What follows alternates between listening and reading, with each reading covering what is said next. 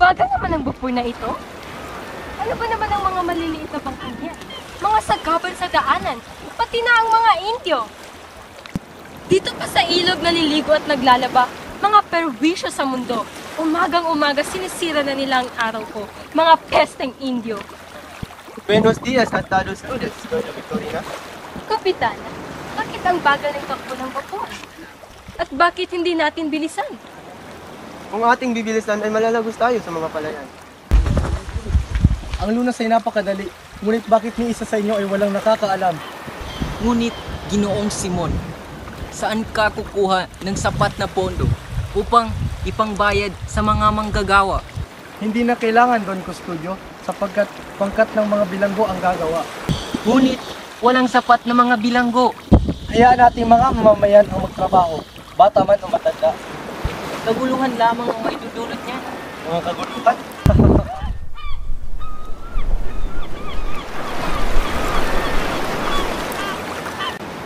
Oh, Basilio. Oh, Kapitan.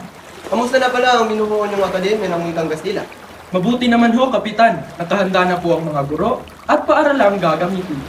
Mukhang hindi matutuloy niyan. Hindi ba tutol si Padre Sibila?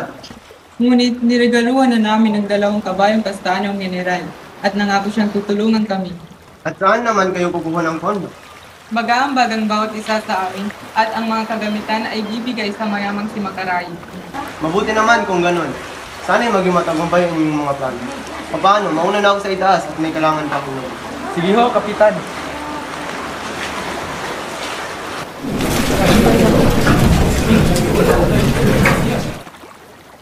Mukhang nagkakatawaan kayo dyan. Maaari ba akong sumali? Ayos lang, Senyor Simon. Ikagagalak pa namin. Baka gusto niyo akong saluhan ng serbesa doon. Tayo uminom. Maraming salamat ho. Subalit, hindi po kami umiinom ng alak. Hindi umiinom? Sabi nga ni Padre Gamora, masama ang puro tubig lang ang iniinom. Pabatid mo na rin kay Padre Gamora na kung tubig na lang ang inumin niya kesa sa alak, ay mas ikabubuti pa ng lahat. Alam namin na ang tawag sa aming mga Pilipino ay tubig at ang tawag sa mga Kastila ay alcohol. Alam namang nating lahat na ang pumapatay sa alcohol ay tubig. Ganun ba? Kailan naman nangyayari ang pamapalagang ito? Ito hindi kababalagan, senyor. Ito'y batas kalikasan. Bueno, Bardunar. Parang napakatapang mo namang sumagot kay Senyor Simon. Halos kinakatakutan ko. Ngunit sandali, parang namumukhaan ko ang taong iyon. Siya ang kayumanging kardinal na mataling na kaibigan ng Kapitan General. Ganun ba?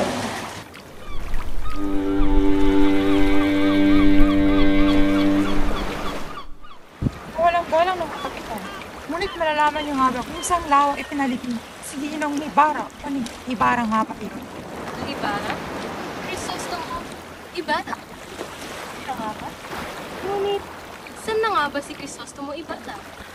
Ayon sa mga kawal, ay nabaril siya habang siya'y nakasakit sa bangka at nahulog pagkatapos ang mabaril. At ngayon, 13 na ang nakalipas nang mangyari iyon. Ngayon, kapitan, ang kanyang bangkay ay nakasama sa libing ang kanyang ama. Di ba't isa rin siyang Pelebustero? ang tawag dyan ay murang paglilibig. Tama ba, Padre Gamora? Sadyang hindi magkakaroon ng marangal na libingan ng mga Pelebustero kagaya nila.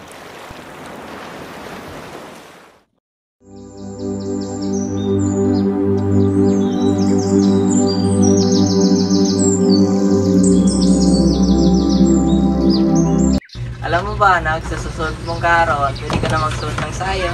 Talaga po, Itay? Teles, Poro, mabuti nandito ka. O padre, ano maaari kong ipaglingkod sa inyo? Kailangan mo magbayad ng buwis, 200 piso. Sinasabi mo bang magbabayad ako ng renta sa sarili kong lupa? Sapagkat nagkamali kayo ng pagbayad ng buwis sa nakaraang 13 taon. Ngunit dililimusan ko ang mga pulubi upang maiwasan ang kanilang pamimerwisyo. Ngayong ayaw kong magbayad. Abay, mapipilit ba nila ako? Ito'y naiiba dahil sa iyong pagpapabaya. Ibig sabihin ito'y wala kang karapatan sa iyong lupa. Dati ay maliit na halaga lamang yan. Ngayon 100 piso na. Abay, napakalaki naman. Akin ang lupang ito. Hindi! Sa korporasyon! Lalaban ako!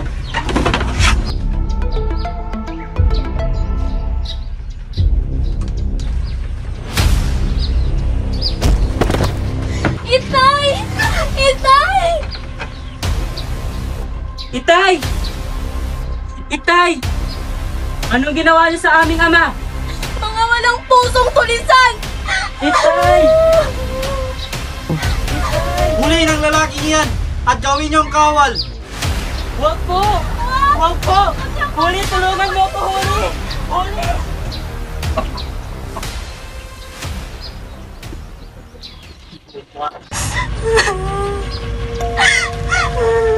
Itay! Gumising ka na!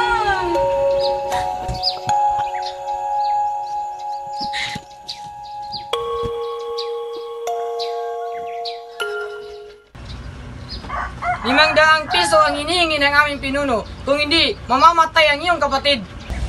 Kulang pa ng 205 piso. Ang 500 hinihingi ng mga tulisan upang makuha ko sila ama.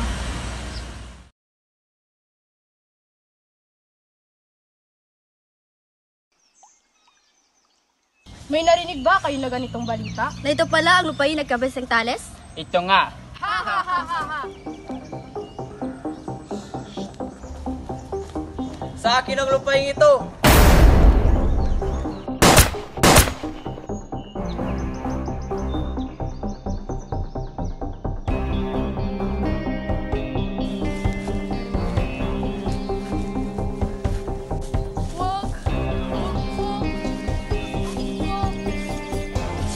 Wag po!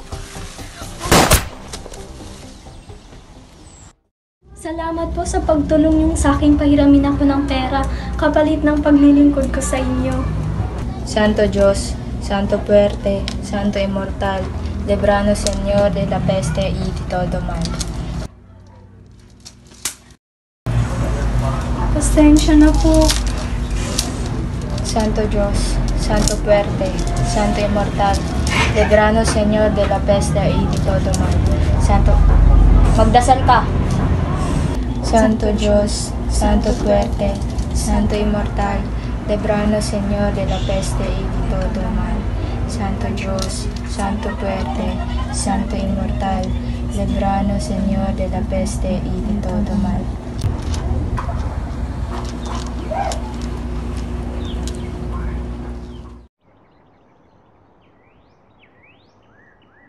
Matagal na rin ang huling punta ko rito. Naaalala ko pa rin ang mga nangyari. Sariwa pa ang lahat sa aking isip. Parang kailan lang ang sakit na sinapit ko.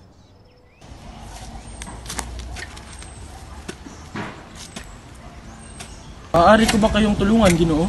Oh, anong ginagawa mo sa gubat na ito? Kung inyo pong magugunita, 13 taon na po ang nakaraan. Dito rin po sa mismong pook na ito, tayong unang nagkakilala. At kung hindi po ako nagkakamali, kayo po ang taong nagbigay sa akin ng pakikiramay. At sino ako sa tingin mo? Isang taong sa palagay ko ay isang dakila.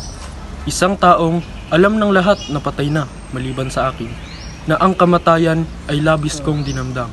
Napakalaking lihim ang iyong nalaman. Lihim na pwede mong ikapahamak. Alam mo ba yon? Sa iyong nalaman, pwede kang masawi sa aking mga kamay. Hindi ko lubusang maisip na ang lasong naiwan ay kumalat na sa buong lipunan. At ang mga kabataan ay wala nang ginawa kundi sumunod at magpaalipin at hindi pinapakinggan. Nagkakamali ka, Ginoong Simon.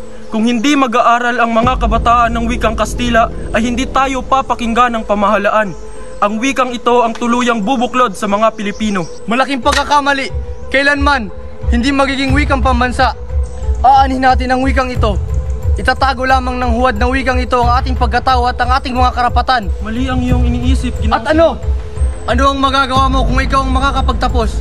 Makikita mo bang malaya ang iyong bayan? Pero ano bang gusto mong gawin ko, Ginoong Simon? Isa lamang akong hamak na estudyanteng walang-wala sa buhay. Hindi ko naman pwedeng hukayin ang aking ina at iharap sa hukuman upang magbintang ng kung sino-sinong mga Kastila. Ngayon, Nalaman mo na ang sikreto na pag nabunyag ay ikakasawi ko. Ngayon, hawak mo na ang buhay ko. Tulungan mo akong pabagsakin ang pamahalaan. Pag-iisipan ko muna, Simon. Mamamatay ang mahihina. Matitira ang malalakas. Kaunting pagtitiis na lang. Malapit na akong magtagumpay. Kaunting tiis na lang.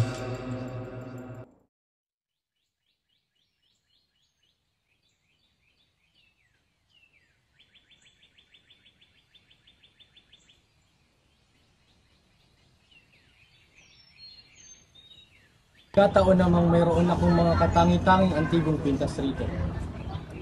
Ang isa rito ay pagmamay-ari ni Cleopatra na nanggaling pa sa piramide. Roon din akong mga singsing na dati ay pagmamay-ari ng mga mambabatas sa Romano. Nagdala rin ako ng mga mamahaling hikaw na nagmula sa mga babaeng taga-Roma. Marami niyong ipinadala ni Hannibal nang matapos ang digmaang Canis. Mayroon din ba kayong mga rosaryong na bendisyonan ng Ama, Ginoong Simon? At mga bagay na mula sa Roma at padibusyon? Na nagbibigay ng siguradong kapatawaran, hindi man mangungumpisal. Tumigil ka nga, Sinang, at baka taasan pa ni Ginoong Simon ang presyo. Mayroon din ako niyang mga hinahanap niyo. Ito mismo ang singsing ni Prinsesa de Lambel at hikaw sa dama ni Maria Antoinette. Wala ka bang maipagbibili? Wala, dahil ang mga alas ng aking lalaki na ipagbili na, at ang mga natira ay wala masyadong halaga. At ang agnos ni Maria Clara, isang lakit na may brilyante at esmeralda. Iyon ay sinuot ng aking kaibigan na si Maria Clara bago siya maging mongha. Oo, tama. Gustuhan ko ang disenyo. Ibig mo ba itong ipagbili sa 500 piso? O ibig mong ipagpalit sa ibang hiyas? Pumili ka. 500 piso? 500 piso. Kung ako sa iyo ay, itatago ko ito na parang isang relikya. Ang mga nagsasabing nakakita kay Maria Clara sa isang kumbento ay nagsasabing, siya'y payat na. Mahina at halos hindi na makapagsalita. Kaya't ipinagpapalagay ng lahat na siya'y mamamatay na santa. Ngunit mataas ang tingin ni Padre Salvi sa kanya dahil siya ang Padre Kompresor nito. At marahil ito rin ang dahilan kung bakit ayaw ipagbili ni Huli ang mga agnos. At mas pinili pa niyang isang laang kanyang sarili. Ginoong Simon, ako'y mauuna na. Sige, Bini-Bini, paalam. Kami rin ay magpapaalam na, Ginoong Simon. Maraming salamat sa inyong oras. Pupunta na lamang ako sa bayan upang isangguni sa aking anak ang ukol sa pagbibili ng lakit. Volvere antes de Coscoresca.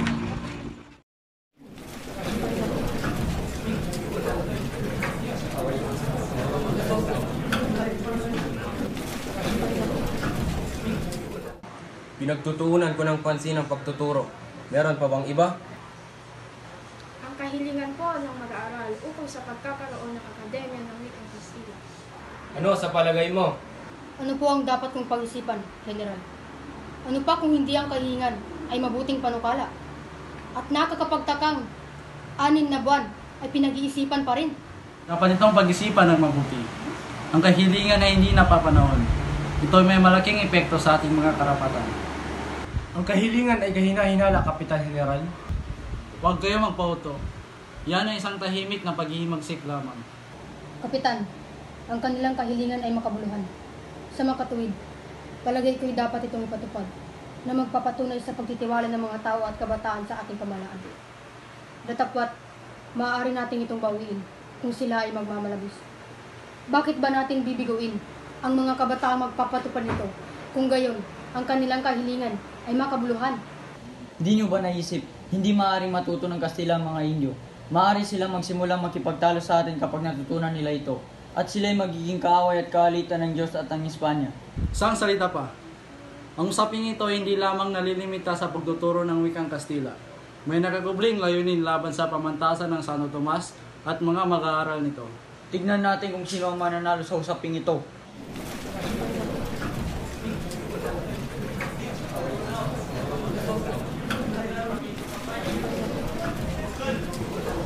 Mga Ginoo, halina. Ang mga masaselan bagay na ito ay pinag-uusapan habang nanghihimagas.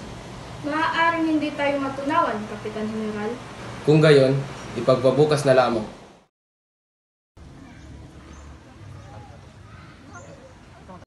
Mga kapatid, konting-konti na lang at matutupad na ang ating pagpapatayo ng akademya. Huwag tayong mawala ng pag-asa. Huwag muna tayong magsaya. Hindi pa ito masisiguro sapagkat taliwas ang mga praile sa ating panukala at malakas ang kanilang kapit sa general.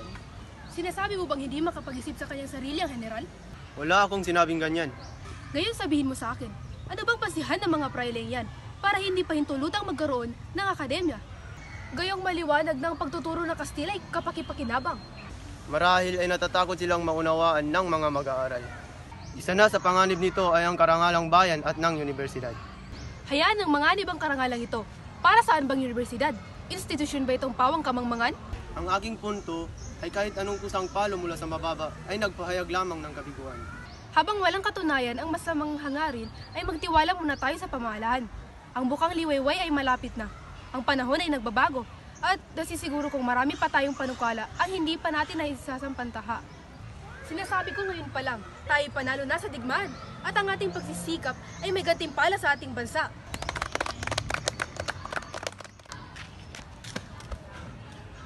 Makaraig, ano bang nangyari? Tagumpay! Mabuhay ang wikang Kastila! Ngayong umaga nagkipagkita ko kay Padre Irene at sinabi na sa akin ang nangyari sa Los Baños. Kanyang ipinagdanggol ang ating adikain sa ibang opisyales at sinabing 1 linggo nila itong pinag-usapan. Ano ba ang napagpasya nila Makaraig? Kailangan natin ng paintulot mula sa komiteng tagapagpanggap ng edukasyong primaryo. Kung gayon, ano ang nararapat nating gawin? Si Don Custodio ay kasabi sa komite at i-impluensya natin siya upang tayo paintulutan. Paano natin siya makukumbinsi? Si Pepay ang mananayaw. Oo, si Pepay. Kaibigan ko si Pepay. Mari ko siya kumbinsihin. Ginamit na natin si Padre Irene. Labis na pati si Pepay. Kung gayon, lapitan natin si Ginoong Pasta, ang tagapagpayo sa batas ni Don Custodio. May mananayaw rin ba sa Ginoong Pasta? Gumawa muna tayo ng isang marangal na paraan. Ang Ginoo ay kaibigan ng aking amahin. Pwede ko siyang pakiusapan. Araw ho, Ginoo. Sagani, ikaw pala yan. Tara't maupo ka. Kamusta si Padre Florentino? Ayos naman po ang kalagayan niya. Anong may tutulong ko sa iyo? Gusto po sanang aprobahan ninyo ang aming panukalang magpatayo ng Akademyang Kastila at kumbinsihin si Don Custodio at magbigay pahintulot. Oo ang aking bayan at nais kong ito may paunlad sapagkat hindi ko ito may pangako sa aking sarili dahil may tubang itong maselat. Kailangan kong mag-ingat dahil may dala itong kahihiyan. Hindi po namin nais na ipahiya kayo. Ito po'y bunga ng aming pagnanais ng kayusan at pagtulong sa pamahalaan. Hanga-hanga ating mga pamahalaan na sumunod sa ating mga batas. Ngunit ang ating mga kabataan ay kumikilos na pabigla-bigla na hindi maunawa na ito'y kaisipang paghihimagsik. Buti yan ang nais ng pamahalaan. Dapat nilang sundin ang kahilingan ng mga mamamayan dahil sila ang lubos na nakakaalam sa kanilang mga pangangailangan. Maunawaan mo sa aking sinabi sa isagadi. Hanggang sa pumuti ang aking buhok, maunawaan mo ako. Ang puting buhok na nasa aking ulo ay hindi pinagmamalaki, bagus ito'y aking ikakahiya.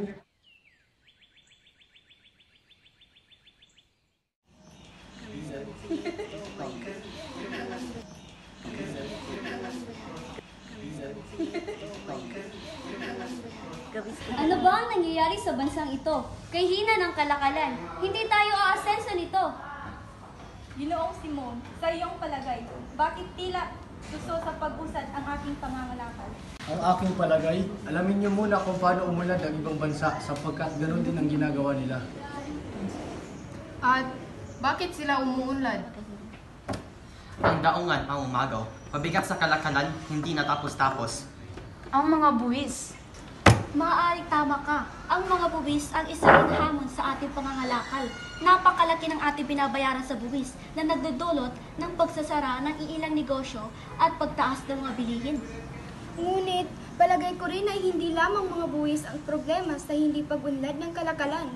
Sumasang-ayon ako. Isa rin dito ang kawalan ng edukasyon at kasanayan para sa ating mga mangangalakal. Pagod na ako. Kawalan talaga ng sapat na edukasyon ang problema sa ating mundo. Paumanhin mga Ginoo at binibini, ako'y aalis na muna.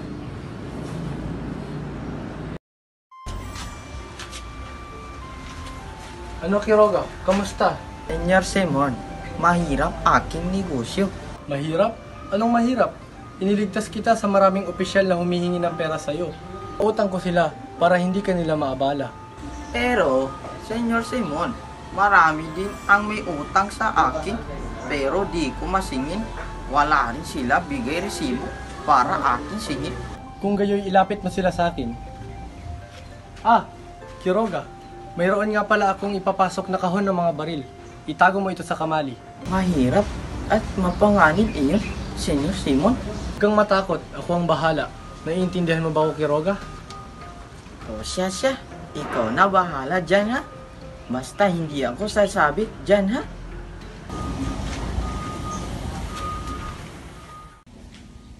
Oh, Ginoong Simon.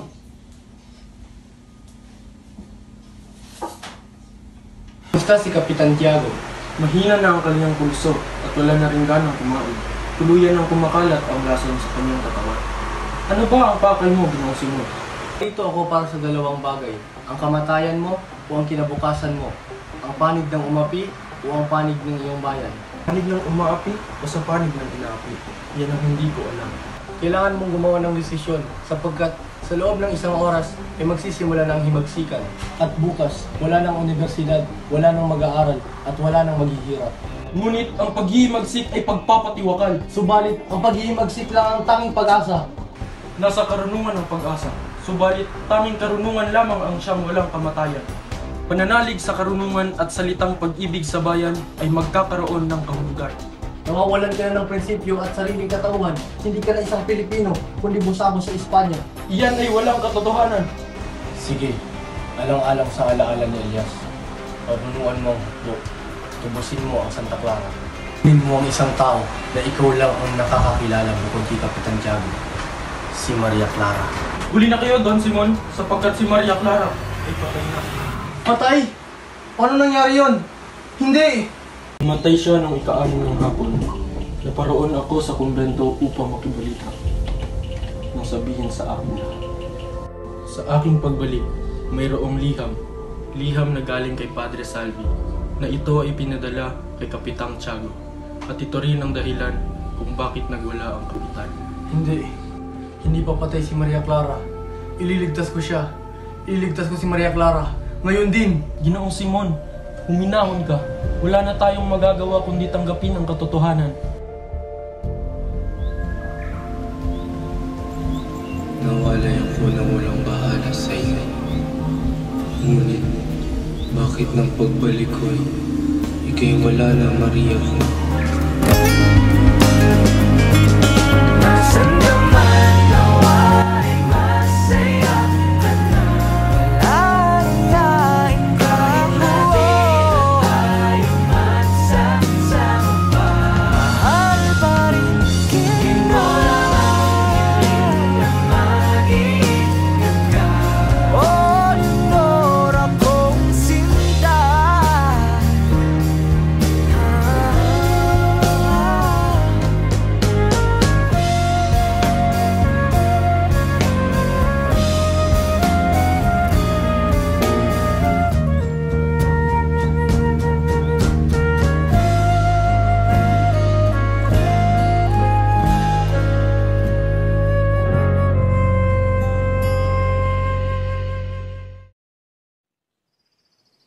Oh, precious na mo Ibarra.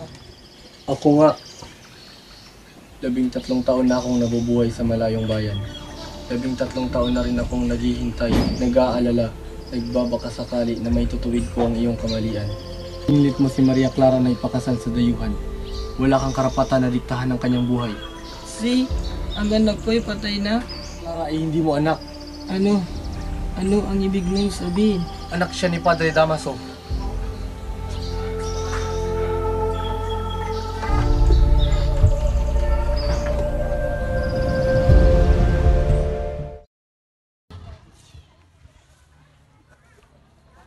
Darating kaya siya? Paulita, dumating ka. Ikaw, nalalaman mo ba kung saan nagtatago ang aking hangal na si Tiborsyong iyon? Wala pa rin pong balitang dumating hanggang ngayon. O siya, pupuntahan ko na muna ang iyong mapapangasawa.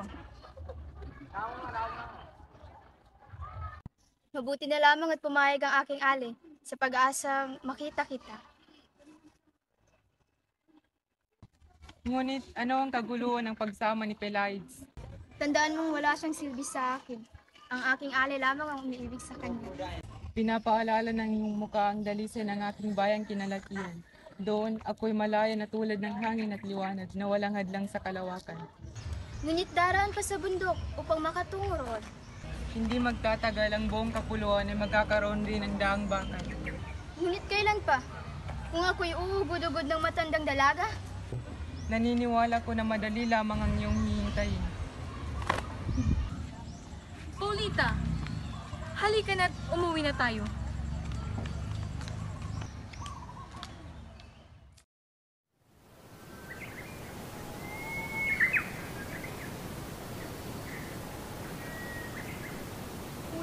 Kamusta ka na? Kamusta na ang lolo mo? Mabuti naman po. Nabalitaan ko po ang pagpano ni Kapitang Tiago. Marahil ay nabalitaan mo na rin ang sinapit ni Basilio. Ikinulong siya at marahil ay papatapon din siya sa Carolinas. Alam ko naman pong biro lamang lahat ng iyon. Santo Diyos, Santo Fuerte, Santo Immortal. Alam kong malakas si Basilio. Malalagpasan niya ito. Huli? Huli! Huli, gumising ka! Huli, uminom ka muna at pakalmahin mo ang iyong sarili.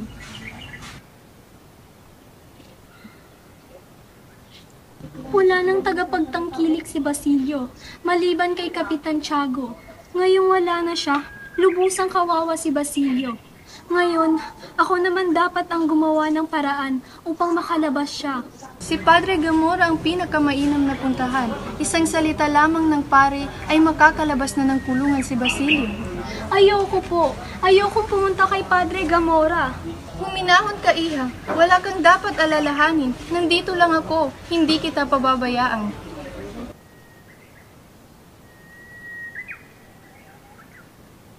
Ayoko po.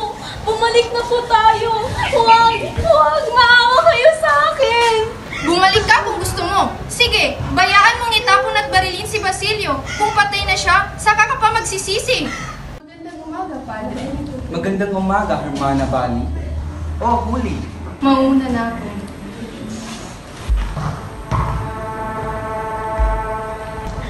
Huwag kang mag-alala, huli. Ako ang bahala sa'yo.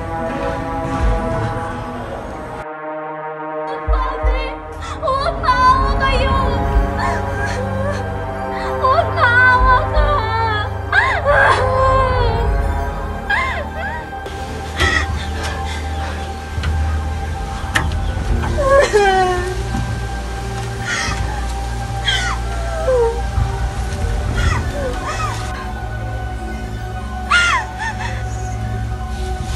Basilio! Nasaan ka na, mahal ko?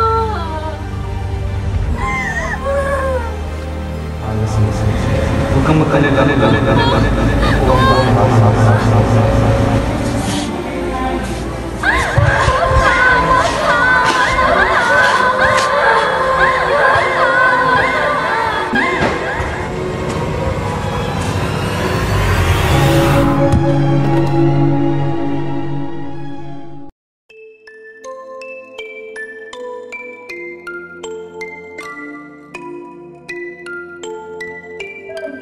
Huli? Huli? Bakit ba ito nangyari sa'yo? Oo, Diyos ko. Bigyan niyo po kami ng katarungan.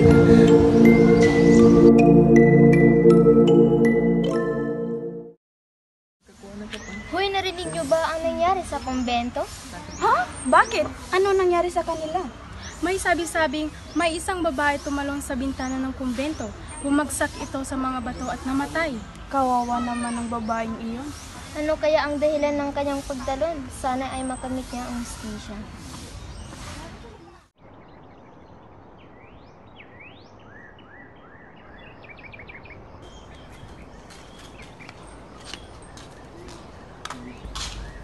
Magandang umaga, Basilio.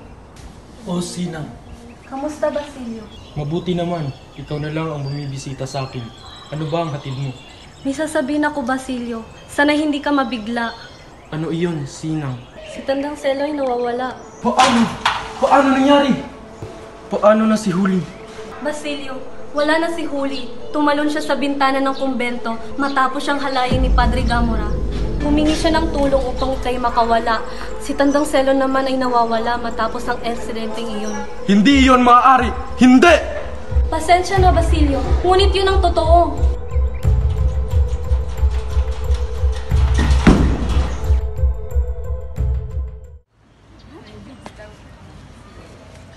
Mga kabataan, kumusta kayo? Mabuti naman po, Ginoong Binday. May dala po ba kayong balita? Ilang linggo na lang at ikakasal sila Paulito at Juanito.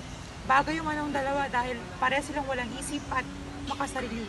Usap-usapin na nga rin na magiging ninong si Kapitan General sa darating na kasal at si Simon ang mag-aayos at magkahati dito.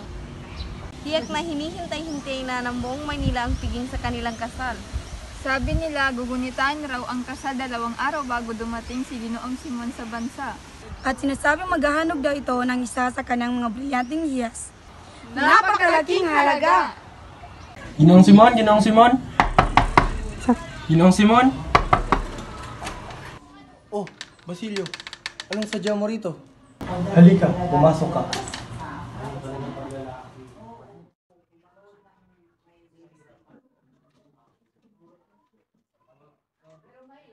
Naging masama akong kapatid at anak. Nakalimutan kong pinaslang ang aking kapatid at pinahirapan ang aking ina. Pinaparusahan na ako ng Diyos. Wala na akong ibang nararamdaman, kundi galit at paghihiganti. Ginoong Simon, sasama na ako sa inyo. Sandali.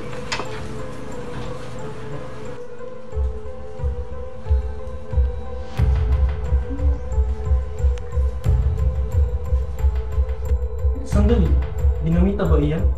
Oo, ngunit hindi ito basta isang dinamita lang. Ito ay naglalaman ng damdaming puno ng pang-aapi. Ngayong gabi, mapaparusahan ang mga may kasalanan at ang mga nagtatago sa pamahalaan. Ano ang iyong ibig sabihin? Sa ikalawa, ikakasal ang anak ni Don Pelaez, si Juanito. Magkakaroon ng pista sa kinagabihan. Ang lamparang ito ang magbibigay liwanag, ngunit pansamantala lamang. Sa oras ng mitsa, sasabog ang bomba, makakarinig ng ingay ang buong Pilipinas. Ano naman ang gagawin ko, Ginoong Simon? Ikaw ang mamumuno sa iba. Dalhin mo sila sa bahay ni Quiroga dahil nandun nakaimbak ang mga baril at pulbura. Ang pagsabog ang magiging hudyat upang sila'y magtipon-tipon. At sumugod ang mga mistiso, Insik, Indio at Kastila. Lahat sila'y masasawi. Kaya mag-iingat ka, Basilio. Mag-iingat din kayo, Ginoong Simon. Oh, Ginoong Simon, mabuti na lamang at nakarating kayo. Halika't samahan niyo kami sa pagkainan. Maraming salamat sa iyong mainit na pagtanggap, Doña Victorina. Ngunit ako hindi na magtatagal. Hindi ako makakapayag na makalis ka agad. Halika't samahan mo kami. Huwag kang mag-alala, Basilio. Maaayos din ang lahat. Hoy, Sagani, saan ka pupunta? Kailangan ko si Paulita. Kailangan ko siyang makausap. Sandali, huwag ka nang tumuloy. Ngunit, baka ito na ang huli naming pag-uusap. Huwag kang pumunta roon. Makinig ka ng mabuti. May dinamitang sasabog anong oras man mula ngayon. Kaya pakiusap, huwag ka nang tumuloy pa. Ngunit, iba na siya bukas. Isagani! Binalaan na kita, kaibigan. Naway, gabayan ka ng poong may kapal.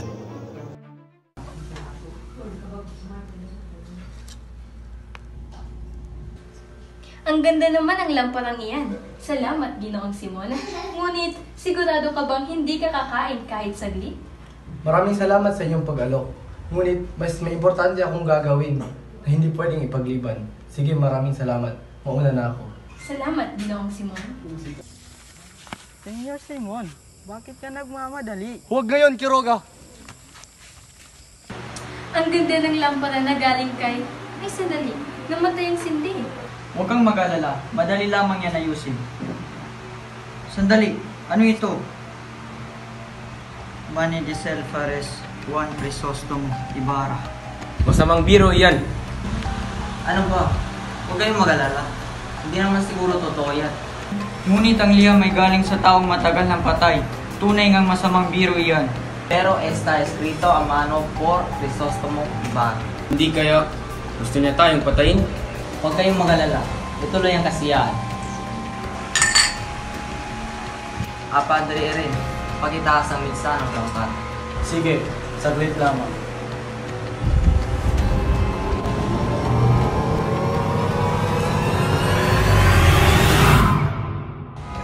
Isaga! Kamudyat! Sugod! Sugod!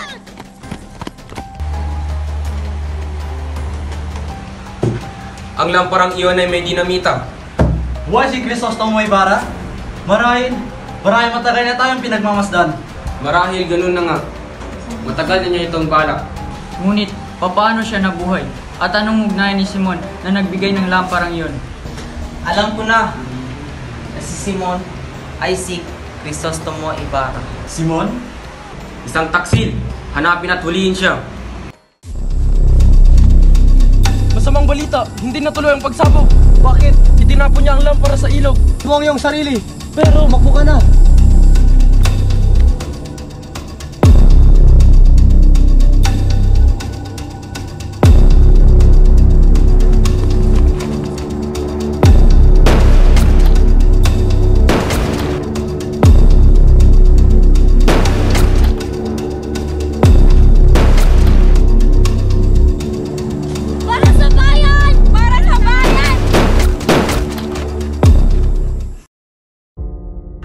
Bakit ako nabigo? Bakit ako pinaparusahan ng ganito? Tapos na ang aking misyon.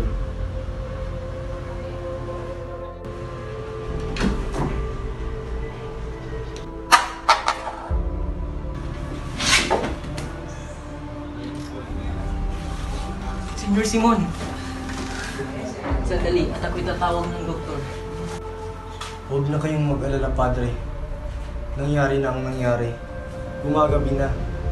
Nais ko sanang sabihin sa inyo ang aking lihim.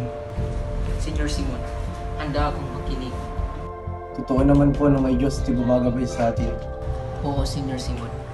At ang Diyos ang tumutulong sa atin kapag wala tayong mapuntahan. Tulungan niyo ho ako. Ayokong mamatay ng may dalang kasamaan. Handa akong makinig, Senyor Simon. Nais ko sanang mangumpisal. Pinlano ko lahat ng ito. Dahil galit na galit ako sa mundo noon. Bumalik ako upang maghiganti sa mga taong umapis sa akin.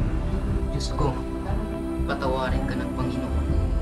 Anak, lagi mong tatandaan na ang buhay ay hindi lamang puro saya. Minsan, kailangan din nating makaramdam ng sakit upang tayo'y matuto. Tandaan mo na walang magandang maidudulot ang paghihiganti at magdudulot lamang ito ng kasamaan. Ang hindi ko lamang po alam, bakit ako ang kanyang pinaparusahan? Hindi kanya pinaparusahan. Iyan ay isa lamang pagsubok na kailangan mong malampasan. Hindi kanya bibigyan ng pagsubok na hindi mo kayang lagpasan. Naiintindihan ng Diyos na ikaw ay naipit lang sa puot at galit sa iyong puso kung bakit mo nagawa ang bagay na iyon. Maraming salamat, Padre. Ngayon, paalam. Ang kayamanan ang siyang nagiging lason sa lahat ng tao. Ito ang nagpapabulag at nag-uudyok na gumawa sila ng kasalanan.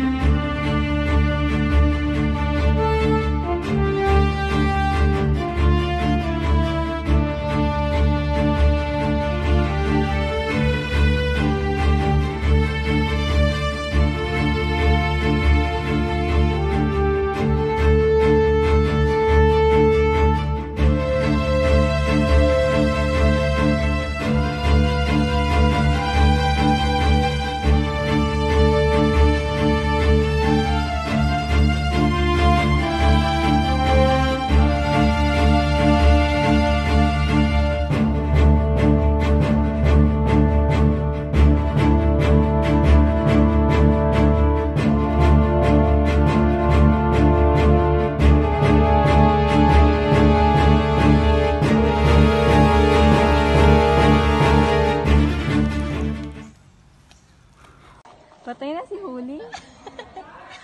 Isa! Gatusan ka na gab! Magigit talaga yun. Di ka rin.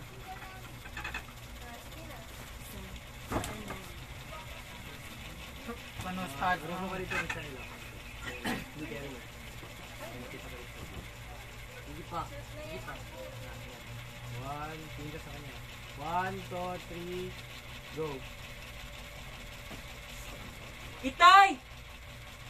Itay! Anong ginawa niyo sa aming ama? Bakit daw? Nganong ing-ana man ka? Gustuhan ko ang Imay at sumugod ang mga mistiso, insect, Koreanong sumutang.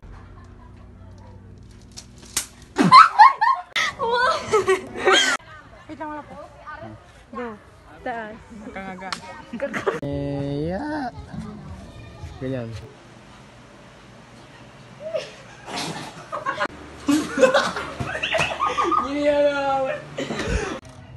Wait lang, nakita yung arm. Ay. Huwag kang mag-alala. Ako ang bahala sa'yo. Huwag kayong mag-alala. Ituloy ang kasiyahan.